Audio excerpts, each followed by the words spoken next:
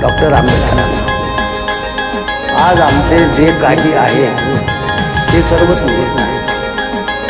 आज आमचे जे काही आहे ते सर्व तुझेच आहे.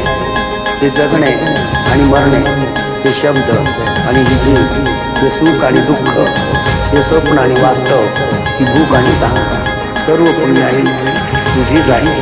सर्व पुण्याई तुझीच आहे. हाय बिचारा दुबळा वारा, निर्दयतेने करीतो मारा. हाय बिचारा दुबळा वारा, निर्दयतेने